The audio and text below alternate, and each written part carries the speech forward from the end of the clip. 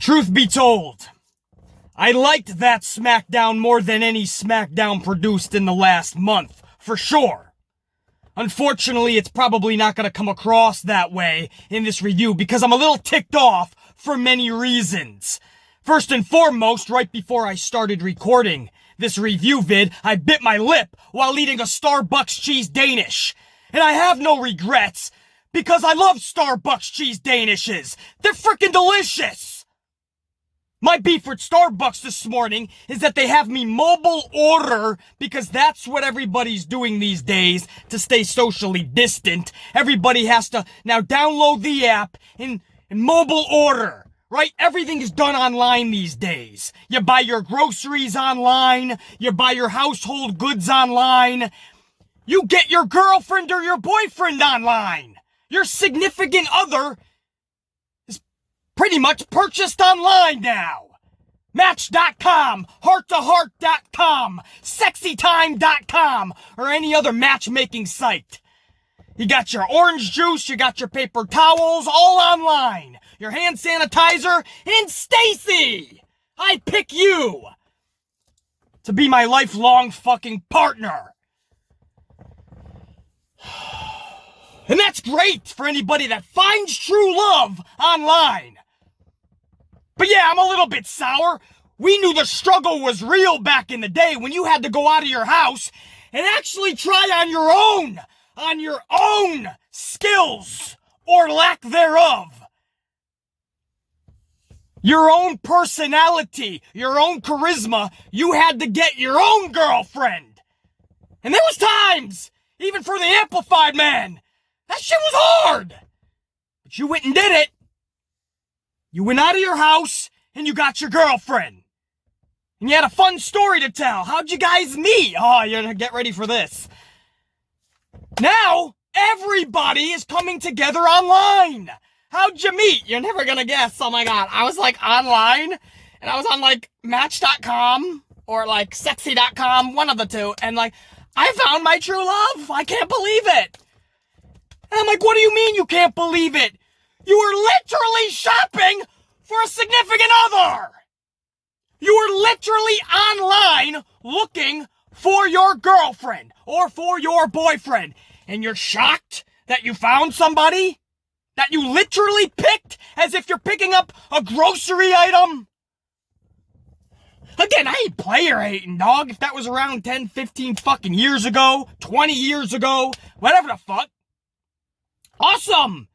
Maybe I'd be fucking shopping for hand sanitizers, paper towels, and Stacy. I had to go out of my fucking house and actually pick up girls the hard way. Kids today, they'll never know how real the struggle was. Now you're fucking online and everybody's swiping left and swiping right and picking They're picking people online and having sex that night. Oh, if these kids only knew how easy they got it. Anyway, that's a side spiel. So now I have to go online, download a fucking Starbucks app that has me mobile order. I can't even fucking order face to face because I want to make sure my order is correct. I don't want to do it I want to make sure there's no confusion. So I order this thing, right? Vanilla latte, grande vanilla latte, whipped cream on top, right? I ain't fine. We're in the middle of a pandemic. We're all fucking quarantined. I don't care about fucking calories. Give me the whip. Grande. Vanilla latte. Whip. It's not that fucking hard. Right? And I'm rereading it, right? I'm not tech savvy, man. I'm from the fucking 80s. I do things face to face. I'm proud of you. I'm gonna do face to face. I'm gonna tell you I'm proud of you. I'm gonna give you a big fucking bear hug. If I'm pissed at you, you're gonna know I'm gonna come at you face to face, dog. I ain't gonna text you. I ain't gonna send you an email. I'm pissed. You fucked me over. No, I'm gonna do it face to face, dog. That's how we do it. I'm from the 80s. Now, everything's online, right? We're just gonna punch in our order and then we're gonna walk in there like a fucking good old charismatic Karen. And we're gonna pick up our little fucking lattes and we're gonna be like, all right, I'm out. Didn't have to talk to anyone. So I'll play along. Vanilla latte. And I'm rereading this thing 5 fucking times because I just don't trust anything that I'm putting up there ordering online. I don't trust it. They're gonna fuck this up somehow. Did I maybe fuck up a letter or something? So I'm rereading this 5 times. Grande, vanilla latte, whipped cream, vanilla, grande, latte, whipped cream, grande, vanilla latte. 5 times! They can't fuck it up! I send the order in. I wait my 5 minutes with everybody else outside. We're all looking at each other like a bunch of fucking dipshits. Hey, what are you doing? I'm probably looking for a coffee like you. Oh yeah, me too. I wonder if it's done yet. How do we know? I don't know. It said 5 to 10 minutes. That could be 7. That could be 9. It could be 15 minutes. And we're all looking at each other like a bunch of fuckwads. So then, nobody's taking initiative. It's been 15 minutes. Nobody wants to go inside because nobody wants to step on anyone else's toes. Maybe somebody was there before you. I'm like, fuck this shit. I'm getting my coffee. I go in. There's already 3 fucking Karens in there. Literally. Everybody's touching everyone's coffee anyway. So what's the point of the social distance and the ordering online because it's safer? There's already people in there that are touching your coffee. You got lunatic Linda in there who's touching everyone's coffee. Literal, regular hot coffees. And then she ends up taking off with the iced coffee. The iced coffee is, first of all, in a different container. And you can see that it has ice in it. Why are you touching all the hot coffees, lunatic Linda? It's clear. You're the only one with the iced coffee. You're the only one. So she touches everyone's coffee. That's fucking great. I finally get mine. I want out of this shit. I want out. I'm done. Last time I go to this new fucking Starbucks. Because we got a mobile order. Like a bunch of fucking dipshits. I walk off. I just want my coffee. I want my cheese fucking Danish. They didn't fuck up the cheese Danish, at least. Yes, I ordered the cheese Danish because they're fucking delicious, as I aforementioned. At least they didn't fuck that up. How do you fuck that up, right? Do I get a morning bun? Do I get an egg ham fucking sandwich? While punching in cheese Danish? I don't doubt it anymore. Because when I took a sip of my fucking coffee, there's no vanilla in it. It is a regular cafe latte. And please, everybody tries to tell me, maybe you just didn't taste it, Beastie. Maybe they didn't put enough vanilla. I have been drinking vanilla latte. I go through vanilla lattes like Tiger Woods goes through women. Do not tell me I don't know my vanilla lattes. I know when there's a little bit of vanilla, when there's a touch too much vanilla, and when there's 0 vanilla. I swear, I kid you not. I reread this 5 times. Grande, vanilla, capital V, capital A, capital N, illa. Vanilla latte, whipped cream. I reread it 5 times. How do I get a cafe fucking latte? There's my fucking name. BC, at least they got that right. Sometimes it's PC, DC, like I'm a fucking Marvel comic book. BC, at least they got the fucking name right. There it is. And there's my cafe latte. The only problem, I didn't get a cafe latte. And that may seem small world issues with what we're dealing with in the world, but because of what we're dealing with in the world, the one thing I ask for is a right coffee. You're asking me to mobile order a dude from the 80s that's old school that doesn't like anything on the fucking internet. I can't stand tech. I can't. And you're asking me to mobile order. Okay, I'll play the fucking game. I'll put the little fucking mask on. I'll stay 6 feet apart from people. I won't. And I'll fucking mobile order. I asked you to just put vanilla into what is called a vanilla latte. That's all I ask. So there's no reason that I shouldn't have gotten that. And it is absolutely understandable that I would bite my lip while eating my cheese Danish because it now dawns on me I was probably craving some type of flavoring that was not in my coffee. So I probably scarfed down the cheese Danish extra fast. Thanks, Starbucks! Lunatic Linda, keep your paws off my coffee. I don't give a yeah, you tuned into the Ant-Man for the Smackdown review, and you got over 5 minutes of me bitching about Starbucks. Well, that's what you're gonna get on this channel. You're gonna get my raw fucking, my day, my morning, my night in a nutshell. You're gonna hear about it. This is therapeutic for me. You always say I'm entertaining you, that's awesome. Well, let me entertain myself by spewing out what's really hindering the Amp Man. The amplified man is hindered by no fucking vanilla in his coffee. By a cheese Danish that was eaten so fast, I fucked myself up. And then we get the Smackdown. Okay? Here's the fucking deal. Can I put this to bed right now? Because this is the big dispute in the community. Matt Riddle's buried. Matt Riddle's buried because AJ Styles defeated him. First of all, can we all just admit this match shouldn't have happened anyway? This match happened because ratings are so fucking low and WWE panicked. People don't usually panic unless they were put in that fucking situation through themselves first. WWE, the old man in Stamford, Connecticut, did this himself. The ratings got so low, his back was into a corner, and now he's got to put on matches like Riddle and Styles in the middle of the ring. That should have been built up over time and put on at a pay-per-view. We all can agree that match should not be. But ratings are so low, and that's why it happened. Just like Randy Orton and Big Show being pulled from Extreme Rules, and that match is now going to be on Monday night. That's to try to pull in some extra ratings. Just like Jeff Hardy and Sheamus is now pulled from Extreme Rules. That bar fight with Hardy and Sheamus has been moved to next week's Smackdown. Why? Ratings. Ratings have gotten so low, the old man is in panic mode, and now he needs to put on these bigger matches just to try to get some audience back. It's business 101. If he was doing correct business from day one, he wouldn't be in this position, and you wouldn't have to panic and thrust Matt Riddle into these type of matches. But it's what we got. We complained and bitched about it for a full week that this is not a match that should be happening, and we would be correct. We had every right to bitch and complain and moan about that shit. The bottom line is, last night, took the airwaves, and Matt Riddle and AJ Styles were in the middle of that ring. Everything beforehand is now out the window. It doesn't matter anymore. Now it comes to what happens from here on out. All right, and unless you own the company, unless you have all the assets that Vince McMahon has, you're the owner of WWE. Unless you are, listen, you can't change it. It's what we were witnessing. Styles, Riddle, last night. Don't fuck it up. In the end, we got a decisive winner after a good match. It's all you could ask for. And AJ Styles defeated Matt Riddle.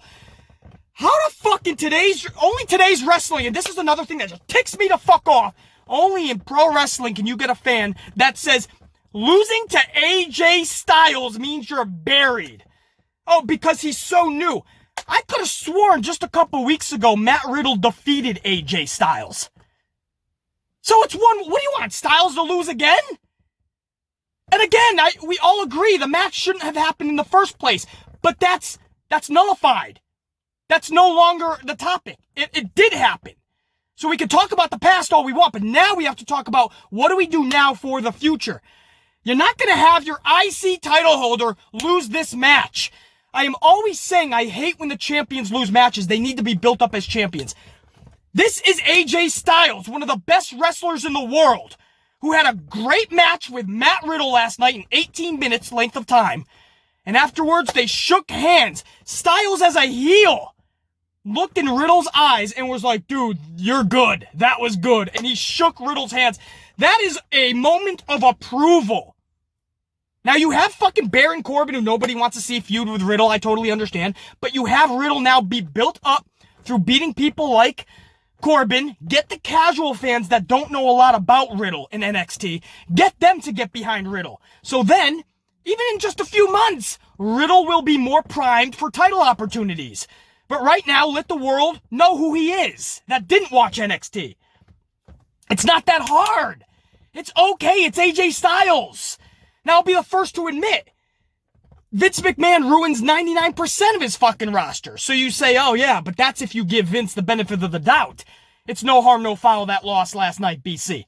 But Vince doesn't deserve that benefit, and you know this is just the first notch in ruining Matt Riddle. You could be correct. There's no question. But we thought the same thing with AJ Styles. When Styles got the WWE, all of us said, Vince isn't going to know what to do with somebody like AJ Styles because he doesn't have the charisma and the personality like Shawn Michaels. But what happened? AJ Styles became something huge in WWE. I mean, he already was, but you didn't think Vince was going to use him correctly. No, he held the World Heavyweight Championship for a considerable amount of time. I thought it was a good championship reign when you look at who he defeated. Couple of title reigns. The dude's been significant and legit and relevant since basically got to WWE. From the moment he debuted in that Royal Rumble. So you don't know. There's certain dudes you think are totally going to get just fucking wasted by Vince and they end up being something special. Right now, it looks like Vince is high on Matt Riddle, actually. So we don't know. What we do know is that last night, that was the match we got in the main event for the championship, and AJ Styles defeated Riddle. And now, this morning, every wrestling fan wants to say, Matt Riddle's buried. This is bullshit. The same people that agreed that the champion should not be losing every fucking match. They need to be built up as champions. And now what? What did you want as a result? Did you want AJ Styles to lose? Did you want a DQ? Because if you wanted a DQ, you would have been fucking bitching about that too. Oh, they're in the middle of a good match, and there we go with the fucking schmoz DQ finish. This company is stupid as fuck. That's what you would be saying. There's no winning. AJ Styles, one of the best wrestlers in the world, defeated Matt Riddle in what was a good match. Some would say great. I didn't feel it was enough time to be that great. It was only 18 minutes, but at least it was more than 15. But in a really good match, AJ Styles defeats Matt Riddle, and then post-match, a heel AJ Styles shakes the hand of Matt Riddle. What a moment that was. Not a passing of the torch by any means, but a moment of you're the real deal. And those casual fans are like, fuck, all right, this Matt Riddle kid is on our radar. And again, just a couple weeks ago, Riddle already beat AJ Styles anyway. Again, I don't like when our champions just lose non-significant fucking matches, man. Insignificant matches. And that's what happened a few weeks ago. Redemption. It's 1-1. You're telling me AJ Styles doesn't deserve to beat Matt Riddle? Doesn't deserve to be 1-1? And now in the future, we get a rubber match. If we ever come across Riddle and Styles again, now we have to find out who the better man is, because they each have a knotted one-on-one. 1-2-1. It's fine. That's what people want to bitch about today. Matt Riddle and Styles, one of the best wrestlers in the world in a good wrestling match, picked up a victory. Riddle's buried. We throw around the word buried way too much in this community. Way too much. More than anything I've ever seen in my life. That's one word that gets thrown around. One fucking loss, no matter how early or how late in one's career, and they are buried. Done. Over. You know Vince Beasley. You know how he is. Yeah, I do. Let's not jump to any conclusion yet. What I saw last night was a good wrestling match, and a good finish, the right person winning, and an awesome moment post-match that only lifted up Matt Riddle, didn't destroy him one bit. But he's buried. All the scientists in the pro wrestling world are telling me now it's buried. I must be wrong, because what I saw last night, yep, that was Riddle being buried. What dumb fucks. What dumb fuck. These are probably the same motherfuckers claiming that Bruce Pritchard is calling all the shots. Yeah, okay, because he's got the fancy title? No, Vincent Kennedy McMahon. I tell you, man. Unfucking real. He's buried! Oh, I fucking... The real fucking problem. The real problem from last night that you should be talking about is fucking Naomi. And the booking of Naomi and how she has been being booked. Are you kidding me? Naomi, in the past 5 months, has had about 7 televised matches, if you include WrestleMania. You take that out, she's had 6. And she's lost every one of them. I kid you not. I'm not the most tech-savvy dude, but I'm gonna instill a picture right now, and I hope this comes through to you guys, just so you can see the evidence. I told you I come with facts. Lacey Evans defeats her just last night, and just a couple of weeks ago, Lacey Evans was beating her as well. Naomi got 1 match in the entire month of May, and she lost against Dana Brooke. Naomi also got 1 match for the entire month of April, and she also lost to Dana Brooke. If you take away her loss at WrestleMania, she also only got 1 match in the entire month of March, and she lost that to Tamina. I'm tired of seeing her carry matches and lose. How do you book somebody like that, bruh? Somebody, the talent level of Naomi. Somebody who, when she puts on a match, she is the highlight reel. She carries the match every time. 9 out of 10 times, every time you see a Naomi match, she's the one who's carrying it. She's the one who's performing better than everybody. Naomi is always the highlight reel. She's always showing the most energy. The highest skill level. And she's consistently losing to Tamina and Dana Brooke and Lacey Evans multiple times. What's the deal? What is it that that Kennedy McMahon does not want to, what credit does he not want to give Naomi that she doesn't deserve? In all of Naomi's career, what, 10 years plus-ish? 2 title reigns. And they should have been much more epic, but McMahon never really truly let the reins off of her and let her flourish as the champion she could have been. One of the times she had the fucking injury, so she had to drop it, but she got it back. But if you remember, when she finally got the championship, it wasn't until the Amplified Man got this channel. This was over 3 years ago, nearly 4, something like that. And I started this channel, and one of the first things I did was the Give Naomi a Chance movement. And we really kicked that into high gear, and you guys sent that to Naomi. Naomi fucking loved it. She said thank you online to the Amplified Man, and I said, no, you keep that thank you because we're thanking you. This is us that are thanking you. This is us pulling for you because you deserve it. We don't need you to say thank you to us. But she did. That's how awesome she is. She took the time to say, I needed this when you guys tweeted over that video to her. And she said, I needed this. Thank you. That's how awesome she is. It was one of the first things we did on this channel when I started this. We started the Naomi movement, and a few months later, she was getting the championship. So anybody that says we don't have a voice in pro wrestling or they're not listening, oh, they're listening. And Vince threw her a title reign, and then that was it. Naomi can go back into obscurity. That's bullshit. Well, everybody's talking about Matt Riddle being buried, which I didn't see last night. I don't know where you're getting that from. One of the best wrestlers in the world defeated him. That's being buried. Okay, wow, we have different fucking terminology then. My Webster's dictionary is different than yours. The real fucking problem I saw last night was the booking of Naomi, but it's been the booking of Naomi. Fucking tragic. Losing to fucking Tamina Snuka, Dana Brooke twice, Lacey Evans twice, and when she's not losing to all of them fucking mofos, she's doing karaoke! Karaoke! When I'm not flat on my back looking up at the lights, we're singing karaoke. I haven't even started the review. I'll talk more fucking Naomi. Trust me. Oh, we're just scratching the surface. I haven't even got to the review. We're probably fucking 15, 20 minutes into this damn video. But that's the morning we're having. And you know what? I can't promise you that it's gonna get any more fucking calm. So if it's too fucking amplified for you, come back during another video next week. Thank you for coming to the AMP channel. I appreciate you coming to the channel and wanting to be, calmly, positively entertained. That's great. This is probably not going to be that video. And again, I like this Smackdown more than any Smackdown in the past month. But there's just the shit I didn't like were getting amplified because I didn't get vanilla in my fucking coffee. And I bit my fucking lip eating my cheese Danish. Probably because I didn't get any flavoring in my coffee. So yeah, I don't care how good Smackdown was or how bad, this is the Amplified Man you're gonna get today. I'll be back in 15 seconds. I'm gonna down the rest of it anyway, even though the coffee fucking sucks. I'm gonna down it anyway. And I'll be back in 15 seconds with the actual review.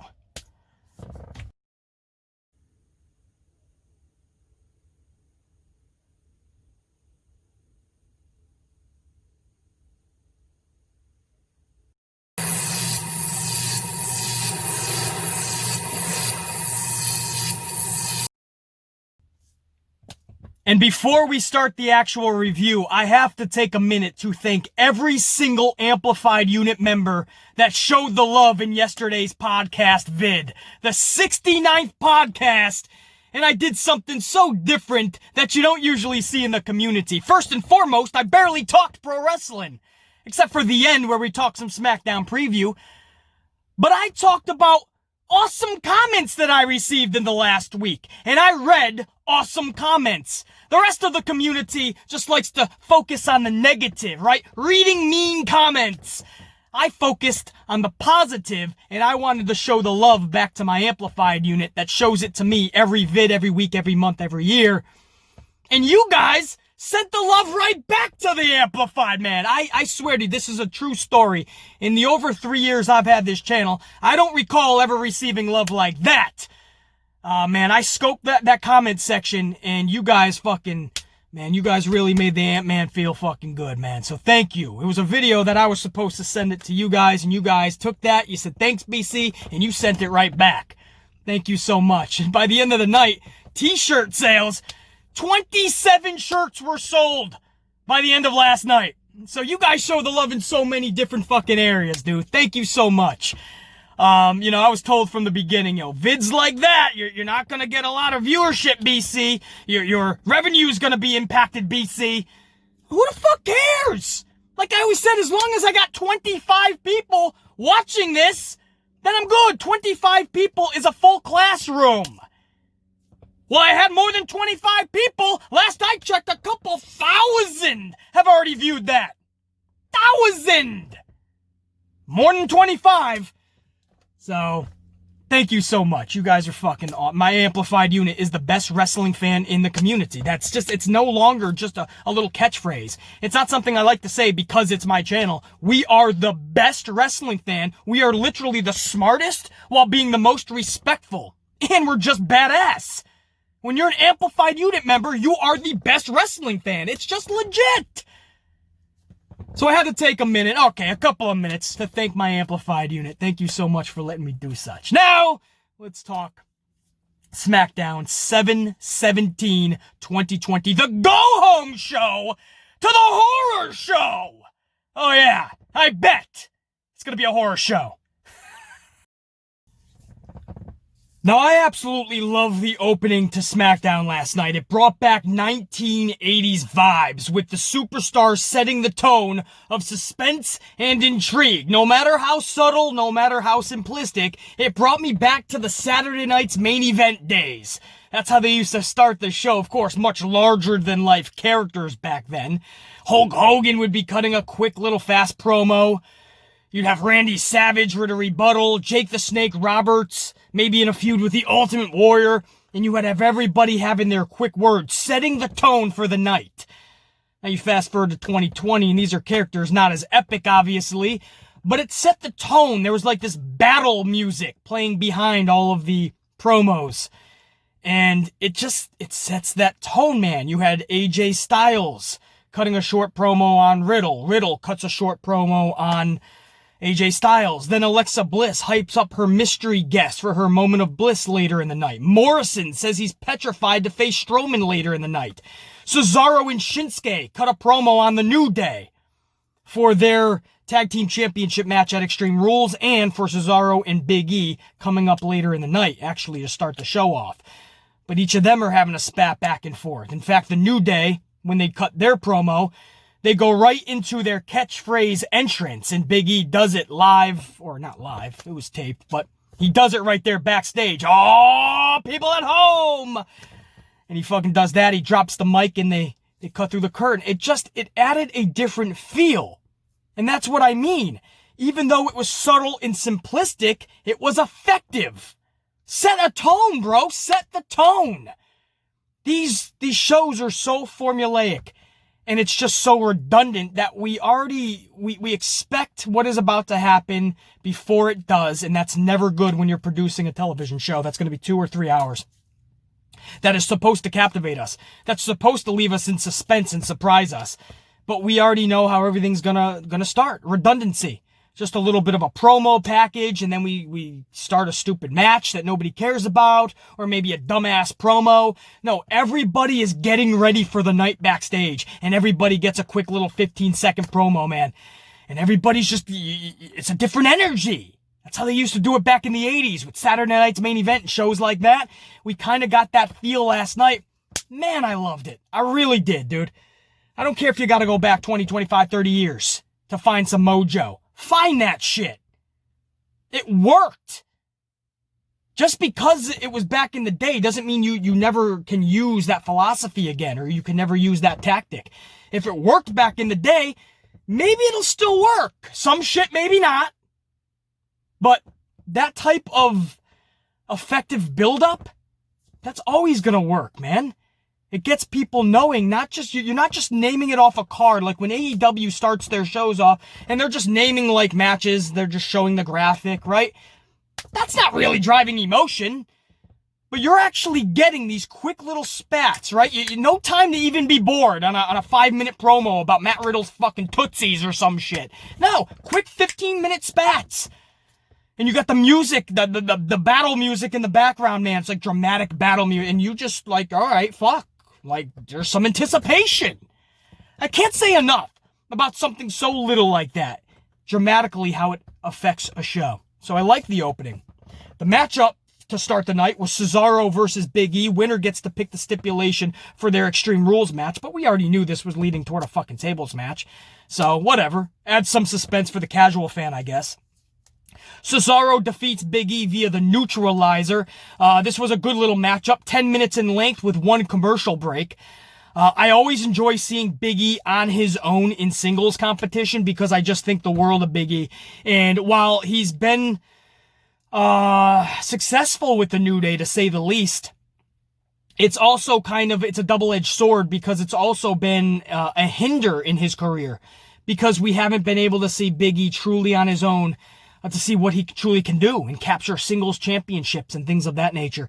And it looks like Vince is in it for the long haul. It looks like the New Day is going to be together for their career. So I don't know if we're ever going to see Big E on his own collecting championships, but it's a shame because Big E has the skills, the potential, the look, the charisma. He's got it all to be a big-time player in singles competition. It just, we never get to see it. It's either tag team or obviously six-man tags. So it was really cool for me to see somebody like Cesaro taking on Big E. One-on-one, just give me that. I'm happy. I don't need all the schmozzery. I don't need flying pancakes. I don't need to see the shucking and the jiving. Man, Big E can go in that ring. So that was cool to see. And obviously this is no harm, no foul. Cesaro is somebody who could legit beat Big E. So I have no problem with that at all. With the neutralizer. And again, 10 minutes, one commercial break. At least we got to see most of the action. So Cesaro, after another segment, he finally declares that the stipulation is going to be a tables match for the tag titles this Sunday at Extreme Rules. Cesaro and Shinsuke Nakamura versus the New Day. We already knew this was going to be a tables match because they've been setting this up the past couple of weeks. So this was more than obvious. Again, this is just now making it official. So that was the first part of the fucking night. I didn't mind it. Good little matchup. Moment of Bliss is next. And I could not stand how they introduced Nikki Cross as Alexa Bliss's over-enthusiastic best friend. That's exactly how they introduced Nikki Cross. Or Tom Phillips did. Somebody. The over-enthusiastic friend of Alexa Bliss, Nikki Cross. Really? That's what we're going to go with now? Man, the titles that they give some of these wrestlers, man, it ruins them more than helps them. What they called Matt Riddle last night? The Bodacious Barefoot Bro. The Bodacious Barefoot Bro is Matt Riddle. And now Nikki Cross is the over-enthusiastic best friend of Alexa. So Alexa and Nikki Cross are sitting down middle of the ring for a moment of bliss. Alexa Bliss is going to have a special guest. But Bayley and Sasha Banks hit the ring. They interrupt it. They lay into Alexa and Nikki. Very good promo work by Sasha and Bayley. More specifically and especially Bayley. Bayley was nailing all her points last night. She is really finding her groove with that heel character, and it's really awesome to see. Alexa's mystery guest hits the ring, and it's Raw Women's Champion Asuka. We kind of knew that was going to happen. I was hoping it was going to be something cool like Mickie James or something, but we knew they had to play it safe. Mickie James has a kid at home. I don't think she wants to go out and fucking do something like be Alexa Bliss's mystery guest. So Asuka makes sense with Sunday, obviously, around the corner in Extreme Rules. Everyone starts brawling, and Alexa says, you all need to settle your differences right now. Let's get a referee out here. We go to commercial. When we come back, indeed, it is Sasha Banks and Bayley taking on Nikki Cross and Asuka. It's a redundancy match. It's a match a lot of people might not care about. For yours truly, I get to see Sasha Banks perform, so I'm happy with that. And on top of that, I know it's redundancy, but for Vince, it makes sense. It's the four competitors that are going to be taking on each other Sunday night. Let's all put them in the middle of the ring. This is Vince McMahon's lazy booking. And this is what I mean about the non-creativity and just not caring. So we'll just have you come out Moment of Bliss, and we'll set up a tag match, and that'll be it, right? It's the formulaic booking that he's been doing for the past several years. And by doing that, he doesn't have to get creative, which means he doesn't have to use up any energy. He doesn't have to think about or overanalyze anything. So this is the easiest type of booking for Vince McMahon. So yeah, I'm pissed off too. But again, at least I get to see Sasha. At least I get to see Asuka. You know, so I mean, I don't know, man. I got to pick my battles, and this isn't one that I'm going to pick. You know, this was actually a good match. It was full of action, no real low points. The finish saw Bayley pin Cross with her feet on the rope yet again. This is like the second week in a row she's done that. So again, build up that heel character, and that's something a heel would do. A heel Bayley is doing it. I like it. Backstage a couple segments later, Nikki Cross is questioning herself, her confidence. Can I even beat Bayley? This is leading toward Nikki Cross actually winning the championship. I don't think that's going to happen, nor should it. It should be Sasha Banks taking that title in the future from Bayley. But you never know with Vince McMahon. Sasha could beat Asuka for the title. Nikki Cross could beat Bayley. But Bayley has gotten the best of Nikki Cross the last 2 weeks. Nikki's questioning her confidence. Usually that means that face is going to win at the pay-per-view. Again, I don't expect that to happen, but that's what it looks like. Odd. But that actually ended hour number 1, so you only had 2 main matches, Cesaro and Big E, and that tag match in a Moment of Bliss. Everything else was a lot of filler type video packages and whatnot. Hour 2 kicks off with Bray Wyatt out in the swamps, cutting a promo on Braun Strowman. He says, listen to these words. I love these words, man. These are captivating words in a promo. Bray Wyatt says, you didn't embrace the monster that you were destined to be. So now I must destroy the monster that you've become. Damn, bro. Those are words that connect with Bray, which will connect to the audience. I love that shit, dude. I thought that was awesome. Strowman is in action next against John Morrison. Braun Strowman, before the match, starts screaming at Miz and Morrison. Something about needing to go home. His mom forgot to pack his Capri Sun juice box. He misplaced his lunchbox. He's all out of chocolate chip cookies. Who knows what this dude was screaming about? But when Braun Strowman is screaming, it legit 100% is like a 10-year-old throwing a temper tantrum. It's hilarious, and you also don't know what the fuck's going on.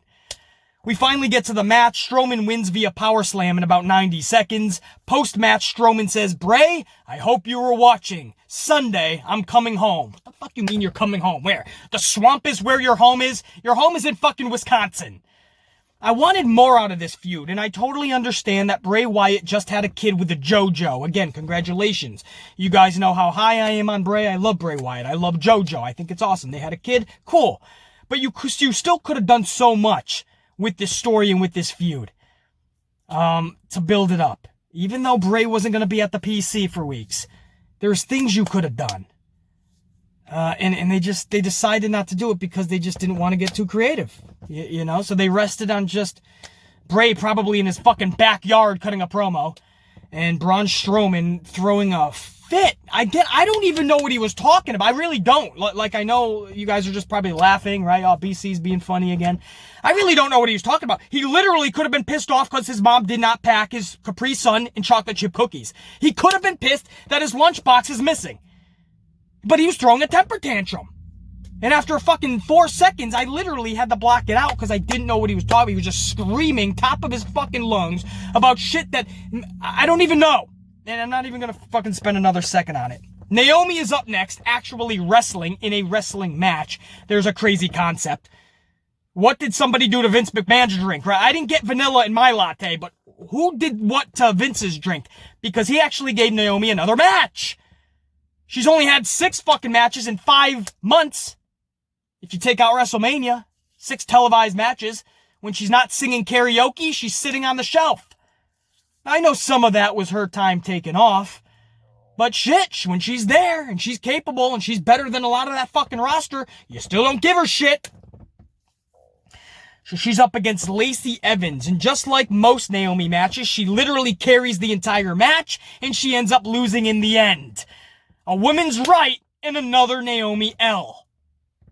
At what point are we just fed up? Even if you're not a Naomi fan, even if you are not a Naomi fan, you gotta admit, she carries all of her matches. She's the best in all of her matches. She's the highlight reel, and she's always flat on her back. How do you have a wrestling promotion and you don't give Naomi the time of day? How do you have a wrestling promotion and the last 7 matches for Naomi dating back to March is just L. Dana Brooke twice. Lacey Evans twice. Tamina Snuka. She can't beat anybody. I'm surprised Lana's not in the mix. And if you do your research, right? Naomi's got some sprinkled in wins here, some tag matches. But if you do your research in the last 2 years for Naomi, you don't want to look at that shit. It's tragic to see how many losses Naomi has.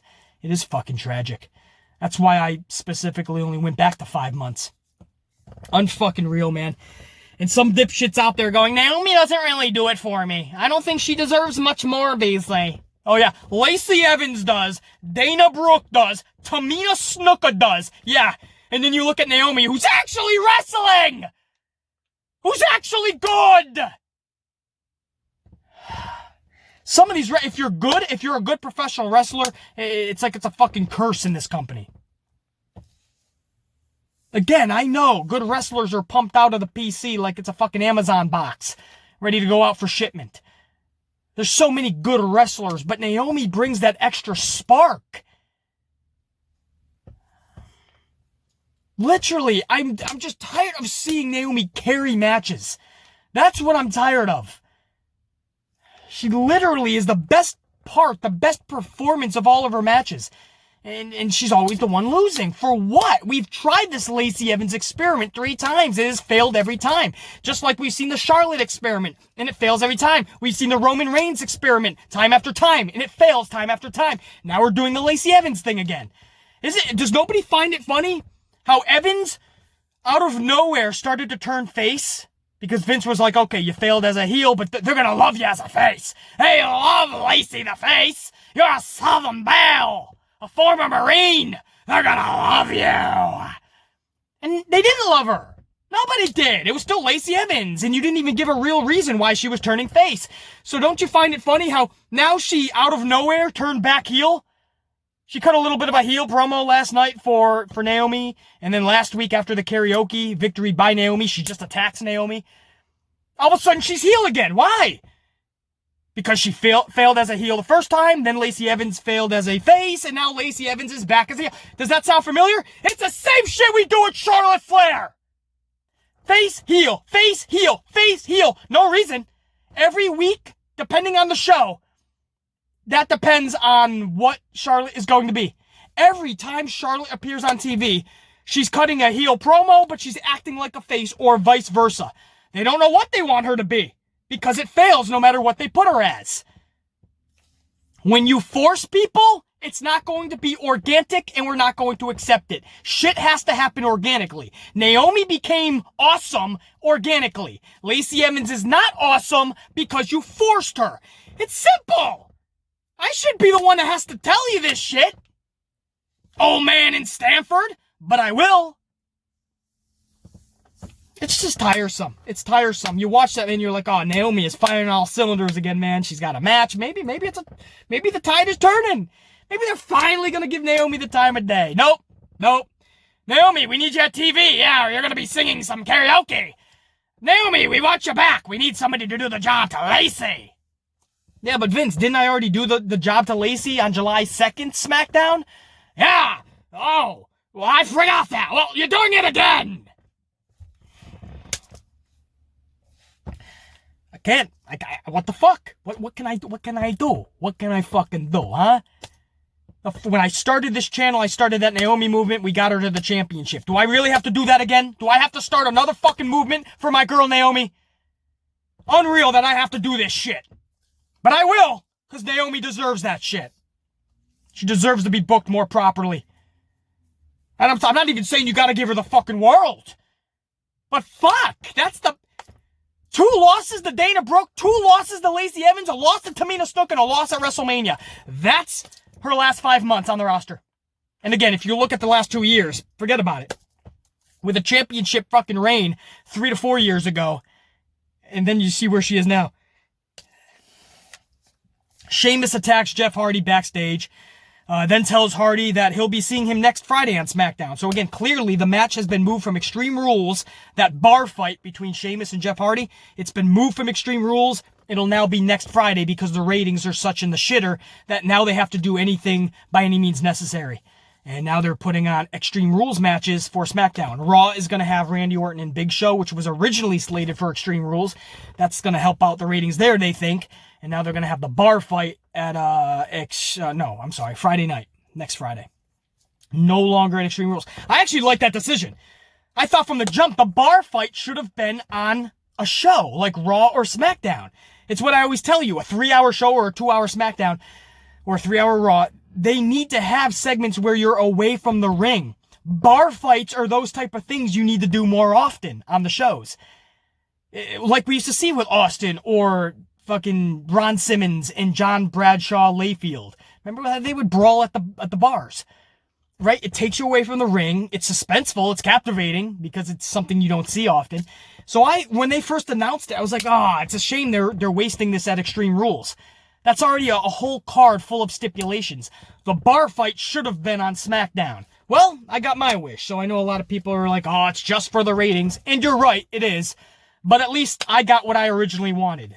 A match like that should be on SmackDown, and that's what it's going to be. Sheamus, Jeff Hardy next week, bar fight. I'll be tuning in, obviously, but hopefully you do too, because I think that's what we need more of, and we need to let them know that that's what we need more of. Main event for the IC title is AJ Styles versus... You guys ready for this? I already said this, actually. This is what Vince McMahon has his announcers calling Riddle. The Bodacious Barefoot Bro. I will never call him that on my own accord. Trust me. Just like I will never on my own accord call Chad Gable Shorty G. I have too much respect for these dudes. Anyway, Styles versus Riddle for the title. They gave these two 18 minutes to do their thing. This was a fun match. One of the very rare WWE matches in recent memory that I was just really enjoying start to finish, I didn't tune out at any point. And without a real crowd, and with what's going on in the world with this Wabaka, I find myself, even in good matches, kind of tuning out. This was the first match in recent memory where I was invested the whole entire 18 minutes. So that's really cool, man. The finish saw Riddle lose via the ultra-devastating roll-up. Because we've seen people get 3 tombstones, 6 super kicks, 5 Batista power bombs, and survive it all. But when it comes to the roll-up, no, we can't get out of it. I can't get my show. I can't. It's like the fucking Christmas Story. You guys remember that? And the little brother's down in the snow with his big fucking snow outfit. I can't get up. Guys, I can't get up. I can't get up. Help, guys. What? Nobody can get out of a fucking roll-up. They've worn it out. I understand this is what you do when you don't want to make somebody look weak, right? They didn't lose by a finisher. They had a fluke-type loss, right? Riddle got rolled up. No harm, no foul, BC. And you'd be correct. That used to be what the roll-up was for. So it's a no harm, no foul situation. Nobody really loses any stock. But it's over-redundant. Everybody is being beat by a roll-up now. So I can't even use that excuse for somebody not looking fucking weak. Now, in this circumstance, I don't feel Riddle was going to look weak either way. Even if he lost to a phenomenal forearm or a Styles Clash, a calf crusher, it wouldn't matter. No, I don't want to see Riddle tapping out, actually. I take that back. But phenomenal forearm, Styles Clash, any type of pinfall, I'm okay with it. They had a really good match, and one of the best wrestlers in the world defeated you. Post-match, you shook hands. You showed your sign of approval for this young buck. Not Nick or Matt, by the way, from AEW. This young buck in Matt Riddle. Which, again, a lot of people still don't know about because they don't watch NXT. So you're just getting the casual fan to know who they are. Every person that comes into the company doesn't have to win all their matches in the first fucking year to be relevant, guys. Relax. Let's see where it goes. Absolutely, Vince could destroy Matt Riddle. He already had him talking about his Tootsies last week. So yeah, it could happen. But that's not one of the ways that it's going to happen. AJ Styles beating you, that is a badge of pride. And let's not forget, just a couple weeks ago, he already beat AJ Styles. So 1-1, relax. I'm seeing people saying he's buried. I'm like, what the fuck are you talking about? He's buried. What the hell? I just don't know what's going on with people. It's almost like they want to use wrestling terminology to sound smart. So they go on their Twitters or their social medias or wherever the fuck is the new hot thing. I don't know. I've been on social media in the longest time and I'm fucking more happier for it. But whatever the hot social media app is now, they go on it and they try to sound smart. Oh, Matt Riddle lost. He's buried already. Hey, did you guys see what I wrote? Did you see my social media? I put Matt Riddle's buried. Right, I said that because I know what I'm talking. Yeah, he lost. So he's buried. Why does it have 2 likes? What? Who's not watching my social media? I said he's buried, everybody. I know what I'm talking about. I used a smart wrestling term. No, you dumbass. He's not buried. Far from it. Don't insult AJ Styles like that, please. He's one of the best wrestlers in the world. If Adam fucking Cole, baby, got defeated by AJ Styles, you'd be fine with it. You know why? Because Styles has earned our respect. He's a fucking champion. He beat Matt Riddle in a good match, and then they shook hands after to show that sign of respect. As a heel, Styles did that. That was an impactful moment. If you didn't feel that shit, if you didn't think that was awesome, bro, seriously, stop trying to sound like a smart wrestling fan and know what you're talking about more. Actually learn it.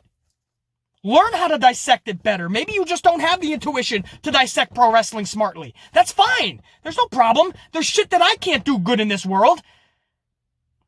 Right? You wouldn't catch me on ice skates doing hockey, playing hockey, doing hockey. You see what I mean? You wouldn't touch me doing anything with hockey. Because I know I can't fucking skate. I'd just be the dude who's fighting every 2 minutes and going into the penalty box. That would be me. I can't fucking skate.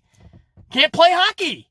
You wouldn't catch me doing it. If you're not good at something, just don't do it. But you wouldn't see me doing hockey reviews or having a hockey channel. You wouldn't catch me trying to sound smart in something I'm not smart in. Stop saying people are buried when they're just not. It's a pet peeve of mine that needs to stop because I'm starting to see it more in the community. Fucking bullshit. The guy lost to AJ Styles after already beating AJ Styles. Fucking stop. If you guys complain about every fucking loss and claim everybody's buried, then when somebody is truly getting buried, Triple H, Vince McMahon, everybody is just gonna laugh. Oh, don't take them seriously. They say everybody's buried. It's the boy who cried wolf. Google that story, do what you gotta do, but listen to the boy that cried wolf.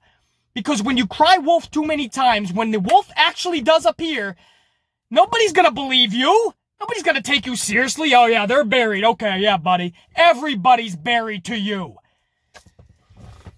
Anyway, and then after the handshake, Baron Corbin attacks Matt Riddle, and that's gonna be Matt Riddle is gonna have. I know nobody wants to see it. Nobody needs to see it. Matt Riddle versus fucking Baron Corbin. All right, redundancy, but all right, he's gonna have a several week feud, and Matt Riddle will win this. Trust me. Just let the casuals get to know who Matt Riddle is, and then in a few months, we'll revisit this, and we'll see if Matt Riddle's being buried. Deal? I promise you guys. Nobody's giving Vince the benefit of the doubt. It's just what we saw last night. It was fine. And in a couple months, we're going to revisit this.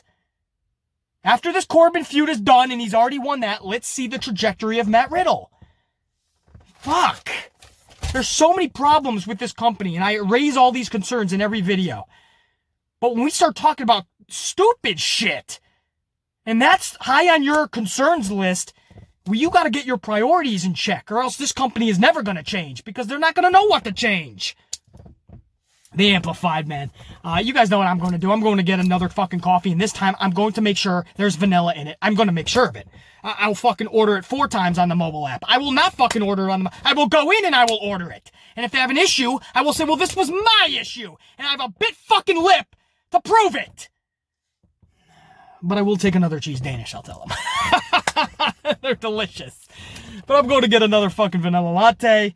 And I'm going to make sure no lunatic Lindas are touching all my fucking drinks. And then I'm going to whoop the weekend's ass. I'll see you guys again fucking tomorrow, actually. I hope to, anyway, have a full Extreme Rules preview tomorrow morning. I want to do it as late as possible. That's why I'm doing it Sunday morning. Because I want to make sure I have all the latest updates and news and such, right? Some people are already putting out predictions and previews. And then they saw Sheamus and Jeff Hardy get moved to Friday night. And I'm like, see, you jumped the gun, man. Relax. Chill. You know, or do whatever you want. You know, it's your fucking platform, but damn. You know, I like to have all my ducks in a row and make sure that all my research is done and my due diligence is just. So, I hope to tomorrow. Be on the lookout. If not, you know damn well what happens Monday morning either way. The good, the bad, and the ugly of Extreme Rules. Because that was your go-home show, And that's over. The time for talk is finished and done. Extreme Rules hits the airwaves tomorrow night. I hope to have the preview tomorrow morning, so check the channel. And then Monday morning, the good, the bad, and the ugly. You guys know that that's the best. I'm not just saying it because it's my channel and it's my video review. You guys know this. You told me in droves. It's the best review of any pay-per-view review on the platform. And I thank you guys for making it such. The good, the bad, and the ugly. We dissect every match and we put it in the category that it belongs. And we decide together if it was good, bad, or fucking ugly. So, it's a fucking pay-per-view weekend, man. It's always fun time. It's a fun time here on the channel when there's pay-per-views. You got the previews, you got the reviews, the good, the bad, and the uglies. And we're just a little bit extra amped, especially when they don't put vanilla in my fucking coffee. You guys, much love and respect always. Think, be, live, amplified. Check your leave.